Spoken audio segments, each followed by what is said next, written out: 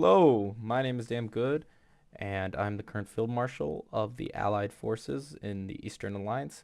Today, I would like to talk about the various companies within Duckoleon and how important they are and how how efficient they are at doing their jobs. I basically asked myself the question: if you could only have a regiment with if you could only have a battle with one of these groups, one of these types, which one would it be and why?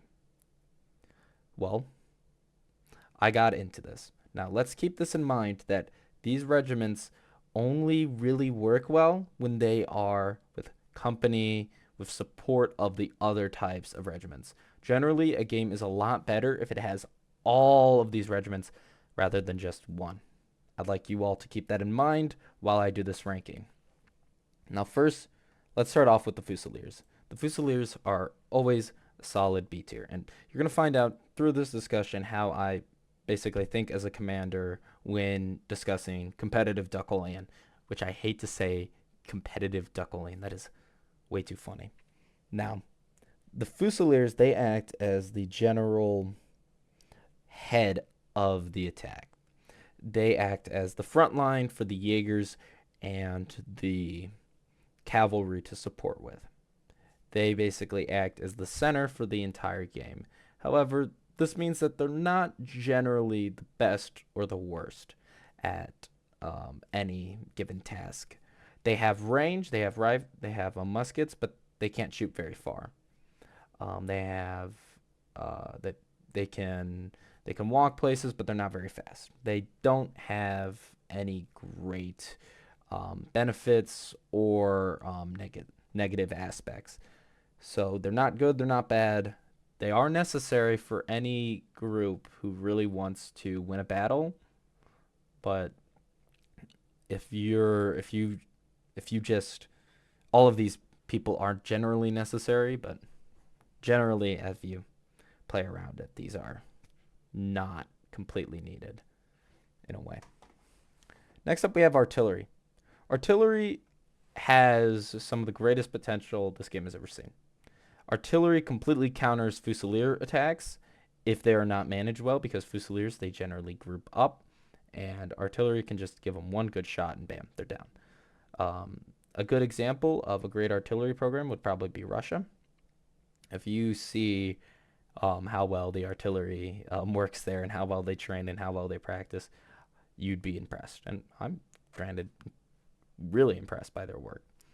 But at the end of the day, you cannot win a game off of artillery, but artillery can get more kills and thus more points than Fusiliers generally. Next up, we have the Grenadiers.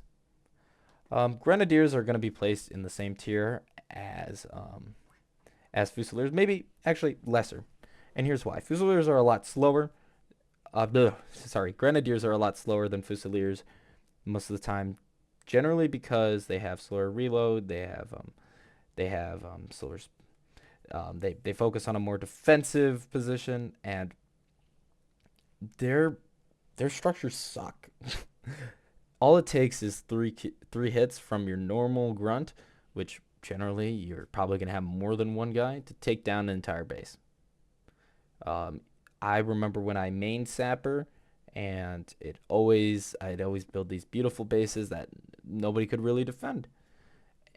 Generally because the defenses in which the Sappers and the Grenadiers build off of are just weak, and that sucks. So you generally more or less waste your time as a Sapper more often than not. They can do very important stuff. I have seen it happen. It is incredible when a great Sapper builds an excellent base and it ends up working. Oh, they're Fusiliers. Oops. But not in this case, and that's very unfortunate. In last place, we have Cav. I love Cav. Cav is great to work with, especially if you are on the infantry, because Cav can give excellent support and they act as a great distraction for your main troops to move up and take the opponent down, take their flags.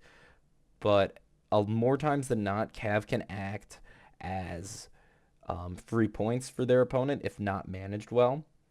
So they're a lot less consistent than the other regiments in terms of getting points, scoring, that stuff. Cav is great. I know a lot of great Cav commanders. They're probably going to get pissy at me. But at the end of the day, I Cav without the support of infantry is ultimately just really bad. All of these troops can normally stand on their own because, like, artillery, they get 4 guards. They can probably pull something off with that. But Cav, no, they can't. And that sucks. But it's also their best aspect. And then, saving the best for last, Jaegers and S tier. At the end of the day, Jaegers hold the greatest aspects that any sort of company can hold.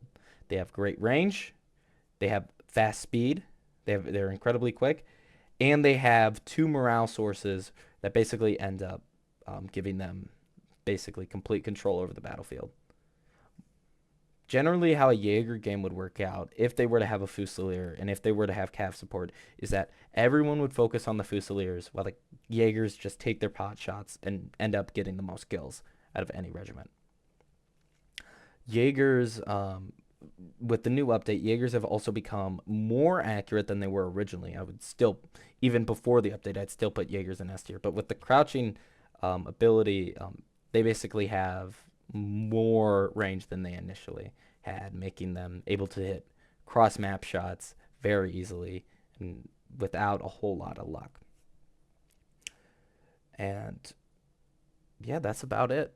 If you guys really disagree with this ranking, you can you can get angry in the comments. I don't really mind. Honestly, the engagement helps. If you agree with my stuff, make sure to like, make sure to subscribe, of course. Please talk to me. You can always contact me at Damn Good. I'm active in the Duckoleon community. I love to rank stuff. Give me more ideas to rank because this game is fantastic, and I could probably go on and on about ranking the smallest little things. So, have a fantastic day. God bless you all.